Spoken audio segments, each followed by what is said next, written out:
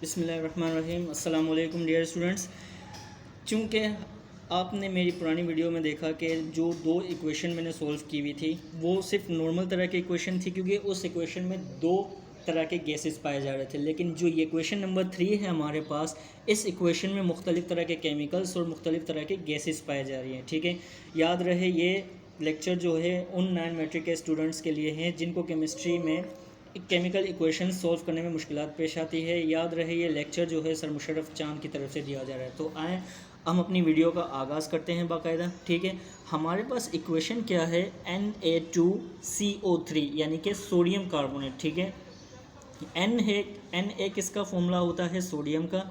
ठीक है, CO3 यानी कि कार्बोनेट, तो मिला के हमारे पास मिल के बना सोडियम कार्बोनेट। ठीक है, इसके बाद हमारे पास प्लस में है, प्लस के बाद जो है केमिकल है यानी कि गैसेस हैं वो कौन सी हैं, CO2 यानी कि कार्बन डाइऑक्साइड। फिर इसके बाद प्लस हमारे पास है H2O यानी कि वाटर का फॉर्मूला। ठीक है, अब सोडियम कार्बोनेट को और कार्बन डाइऑक्साइड गैस को और फिर वाटर के फॉर्मूले को जब प्लस करके यानी कि इनको जमा करके जब इनको रिएक्शन दिए, इनको हीटअप दी गई, तो हमारे पास किसका फॉर्मूला बना, सोडियम बाइकार्बोनेट। किसका फॉर्मूला बना हमारे पास, सोडियम बाइकार्बोनेट। इसको सॉल्व करने का तरीका स्टूडेंट्स मैं आपको बता दूं कि इसको सॉल्व करने का तरीका किस तरह से है।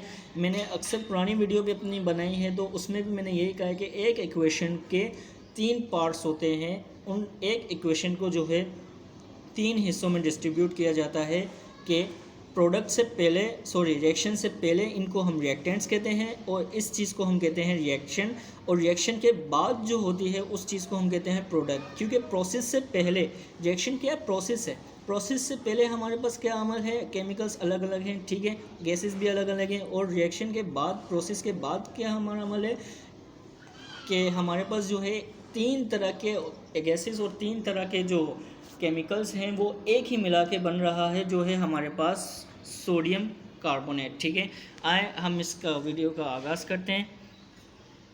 Na, ठीक है, CO, ठीक है स्टूडेंट्स, फिर इसके बाद CO, C, फिर O, फिर इसके बाद प्लस HO। ठीक है, ये रिएक्शन के पहले का जो प्रोसेस है यानी कि रिएक्टेंट्स को हमने उतारा।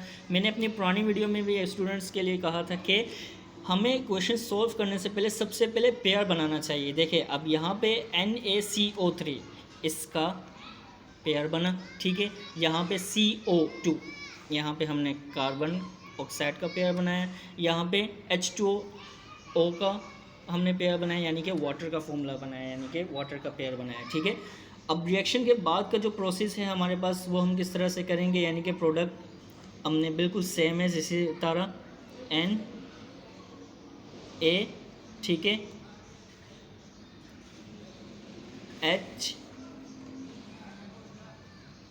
HCO। ठीक है, ये रिएक्शन के बाद का प्रोसेस यानी कि प्रोडक्ट को हमने उतारा और इन चारों का पेयर बिल्कुल सेम बन रहा है।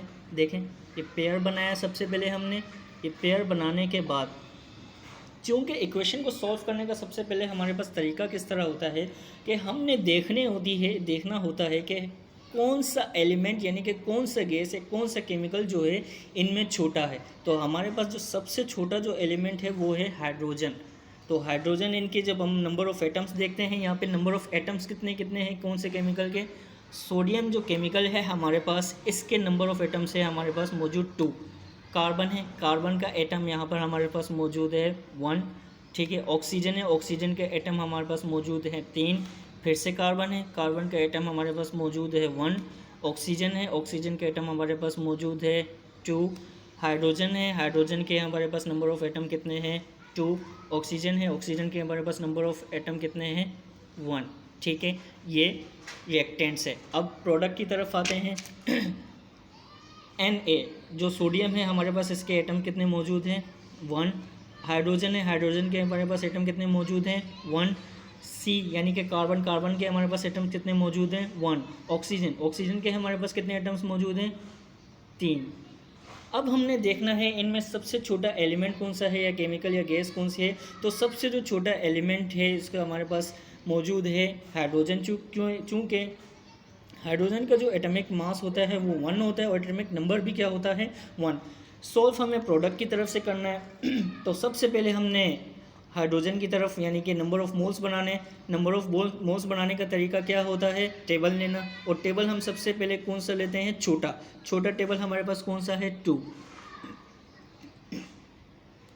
2 1 2 हाइड्रोजन की मिकदार हो गई। चूँकि हमने हाइड्रोजन के साथ लिया तो इन चारों का पेयर बना हुआ है, इन चारों के साथ भी हमने नंबर ऑफ मोल्स लेने होंगे और कितने लेने होंगे, नंबर ऑफ मोल्स 2, ठीक है। 2 1 2, 2 3 6, 2 1 2, ठीक है।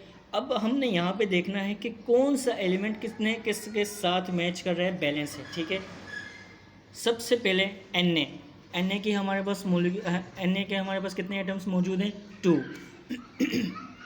यहाँ पे देखें 2 लिखा हुआ है, ठीक है। ये Na सोडियम हमारे पास बैलेंस है।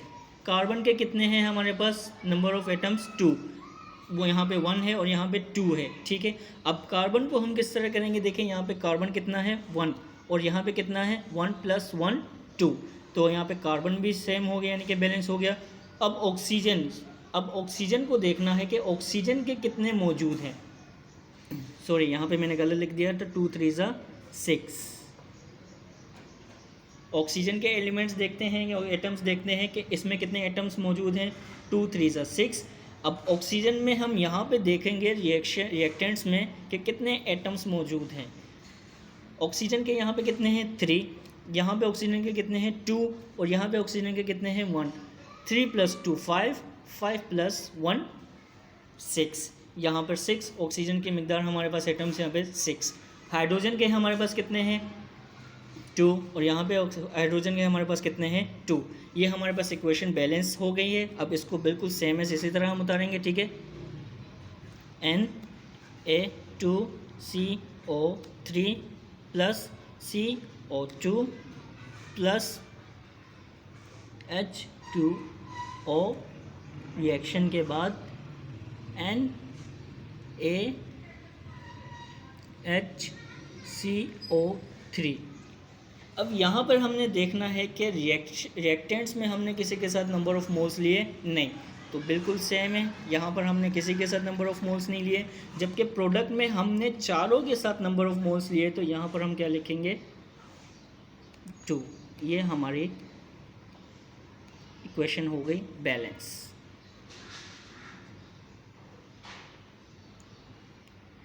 थैंक्स स्टूडेंट्स, जज़ाकल्लाह। अपनी फ़ीडबैक और अपनी राय ज़रूर दीजिएगा। अल्लाह हाफ़िज़, अल्लाह हिफ़्ज़ व नासिर।